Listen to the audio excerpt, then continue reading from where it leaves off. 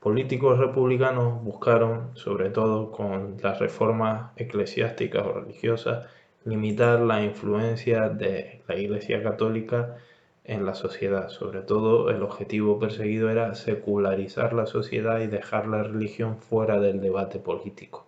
También buscan, como siempre los republicanos han buscado, separar la Iglesia del Estado, la primacía del Estado sobre lo que diga la Iglesia, y también reducir esa influencia que tiene sobre la sociedad.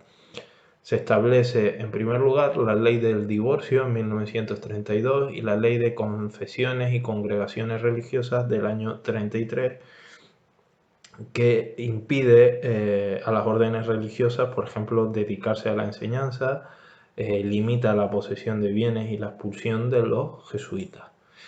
El Estado además va a dejar de mantener el culto católico y cerraba esos centros docentes católicos.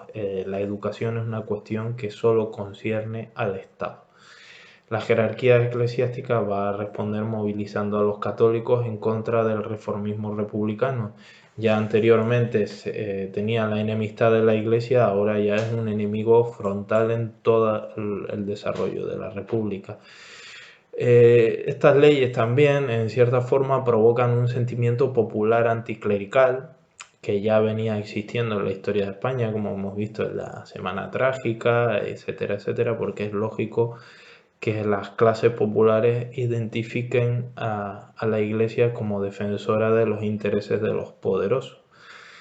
Ese sentimiento vuelve a resurgir y hay asaltos a conventos, etcétera, etcétera. Las reformas del Estado. Este también va a generar un enconado debate en cuanto a los estatutos de autonomía, puesto que la Constitución contemplaba el derecho de algunas regiones a constituirse en regímenes autonómicos.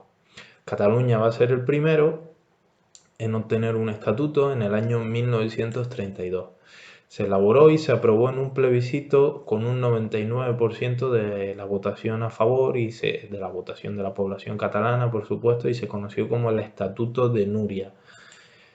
Las Cortes españolas recibieron ese estatuto, lo debatieron y recortaron en ciertos artículos y finalmente se aprobó el estatuto. Fue posible esa aprobación gracias a la defensa de la autonomía por parte del presidente del gobierno, Manuel Azaña, una defensa muy brillante, y además un intento de golpe de Estado, que ya lo hemos comentado, en el año 32 de Sanjurjo, provocó que algunas de las reformas que estaban paralizadas se aceleraran, como fue la reforma agraria, la reforma del ejército y sobre todo los estatutos de autonomía. El más difícil en este caso fue el Estatuto Autonómico Vasco. ¿Por qué? Porque la hegemonía del PNV es un partido de derechas, la hegemonía del PNV en el País Vasco como partido de derechas, clerical. Además, el rechazo de Navarra a ese estatuto. Siempre se trata de meter, los vascos entienden que Navarra es una de las provincias históricas del País Vasco, de las 7 provincias. Sin embargo, Navarra suele tener otras realidades sociales diferentes. El sur de Navarra no es Euskaldun y ahí las votaciones no le salen tan favorables como en las 3 provincias vascas que pertenecen al Estado español. Además, la victoria electoral de la SEDA, de la derecha y los radicales en el año 33 paraliza completamente el estatuto. Se aprueba ya en 1936, pero en plena guerra civil y va a tener una muy corta duración. En el caso de Galicia se estaba debatiendo en el año 36 a propuesta del Partido Galleguista y Castelao, pero llega a las Cortes, pero el estallido de la guerra hace imposible que se reforme y se cree esa autonomía. Aquí tenéis un fragmento del discurso de Azaña sobre la autonomía, la defensa de la autonomía de Cataluña. La defiende básicamente como forma de solucionar un problema que tiene planteado España, pero no solo España. En el contexto internacional va a existir este problema de las nacionalidades sin Estado y como bien dice Azaña, en un momento España da una contestación a ese problema que ningún país de Europa se estaba ni siquiera planteando. Era muy avanzado para la época este planteamiento.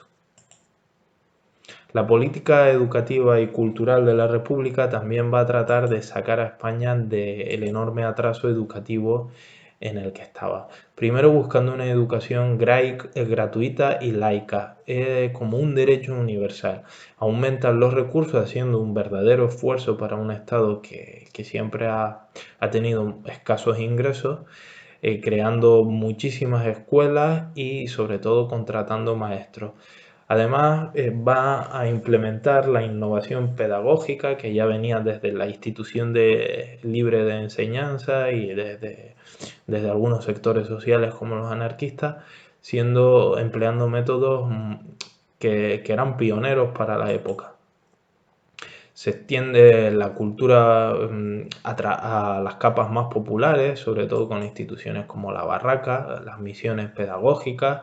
Es decir, van a intentar de que la cultura llegue a todos los pueblos. Como país agrario que era, había muchos lugares en el propio país que estaban totalmente desconectados de las corrientes culturales, no ya de la época, sino desde hacía siglos.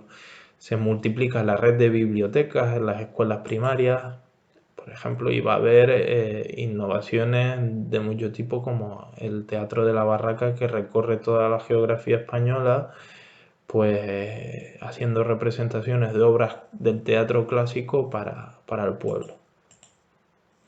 Y las reformas laborales y sociales. Las reformas laborales en política social y laboral, el ministro va a ser Francisco Largo Caballero, un socialista, y se va a concretar con varias leyes que se aprueban en las Cortes.